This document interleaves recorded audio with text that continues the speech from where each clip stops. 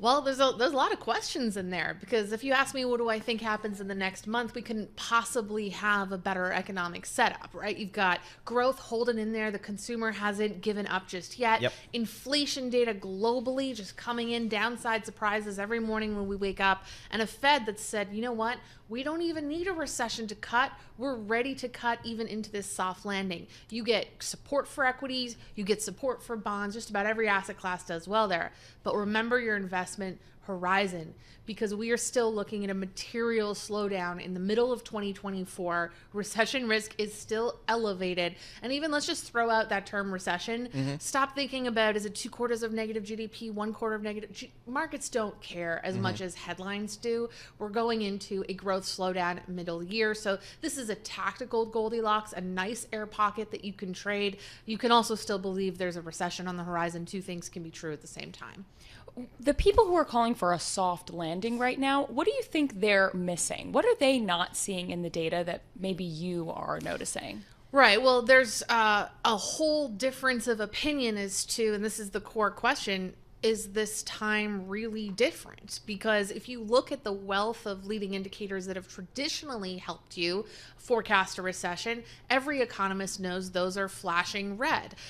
The difference between those calling for a soft landing and those calling for a hard landing is really how much of a factor do you apply to saying there are things at play that are different than past cycles that will mute or mitigate. And frankly, even those shops that are calling for mild recessions, and if you look at a list of consensus calls, it's either soft landing or mild recession. You don't have very many who are actually calling for a traditional deep recession, and you don't have very many that are calling for this re-acceleration in 2024. But if you look at that, what they are effectively calling for is that the Fed is easing a little bit. This time is different. It's going to be very mild. So this is really a difference of opinion, not a difference of data sets. How important is the labor market here? Because the labor market has just been incredibly resilient here. And we even had a tick down in the unemployment rate last month, which I don't think many people were forecasting. It's kind of tough to have a slowdown in the economy if everybody's got a job and rates and wages are going up. A job-full recession. We had the jobless recoveries coming out of the GFC. Now this concept of job-full recession. But there's a few things going on there. One of which is you don't actually need the consumer to be in a recession for the U.S. economy to have 2 quarters of negative GDP. Okay. That can come from housing, CapEx. Let's not forget, manufacturing is in a recession. Yes. Globally, we've actually had the longest manufacturing recession, one of the longest ever. So there are sectors and pockets of this economy, existing home And sales. transportation companies will tell you they've been in a goods recession. I don't have to convince anyone who's on the good side of the business. I don't have to convince small cap portfolio managers that we're in a recession. They believe me. And frankly, I don't have to convince anyone in Germany, Canada, Right. Japan, or outside the United States that we're in a hard landing. This is a U.S. story very specifically, and it's about services holding on. How much do jobs matter here? Well, one of the big challenges is jobs always break last, and they don't break in a linear fashion. It's a hockey stick. Forgive my Canadian reference. It goes hard and fast upwards. And if you take a look at some of this underlying data like continuing claims, if you look at that big drop down in vacancies, the risk is that the unemployment rate rises. Now, when you're an economist working for a bank or the sell side, you got to come out with a forecast. You got to come out with conviction. When you're in a role like mine, you work with portfolio managers every day. They don't really care what my point forecast is. They want to know what is the balance of risks. And the risk is not that the unemployment rate declines and the job market strengthens from this point. It's that the job market weakens, and it's really asymmetric risk going into 2024. Does it matter for the economy? Absolutely. But here I would say this is the difference between that mild recession, soft landing, and a worse recession. It's not about upside, it's about what downsides are not being recognized. So then against that, what do you make of all of the Fed speak that we've seen recently? I mean, first, Powell kind of not pushing back on that idea that financial conditions have loosened. And then in the wake of that, a few officials coming out and maybe trying to walk back those expectations just a little bit. Yeah, you know, we're always trying to get a sense of what exactly is the Fed watching, as if they sit in a secret room. Well, I guess they do have a little bit of a secret room, and they have this magic formula, and we're all just trying to guess exactly what that magic formula is. I don't think it's that at all. I think just like economists and strategists and portfolio managers factors, the weight that they put on different factors changes. But again, if I'm sitting at the Fed, what is the balance of risks? Here's a risk that I haven't heard anybody talk about: downshooting on inflation, sub 2% inflation.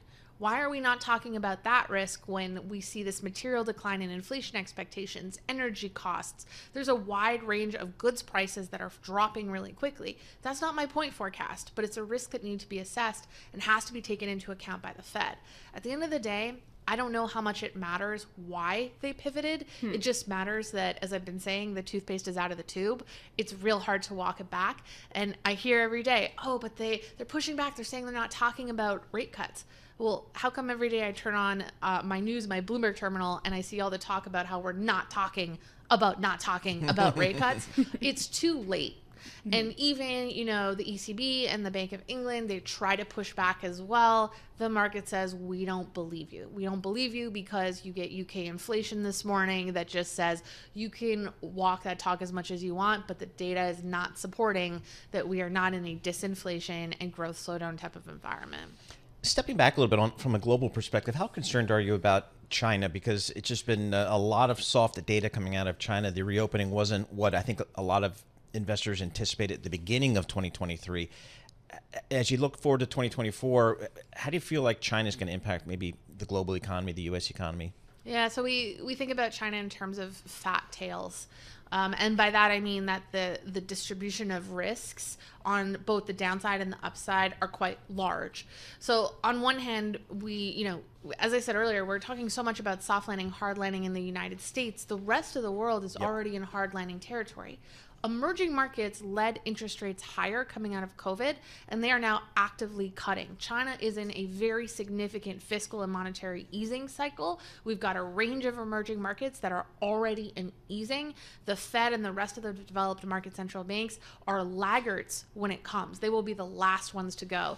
So following China through this disinflation, I think, is really clutch. And let's also remember, China is in deflation. They have negative CPI right now.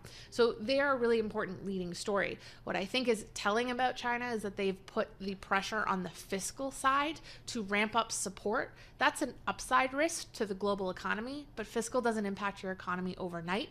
So that's more of an upside risk to later 2024 into 2025. When you look at the lags between Chinese economic activity and U.S. economic activity, China's slowdown becomes very impactful to the United States in the next 6 months.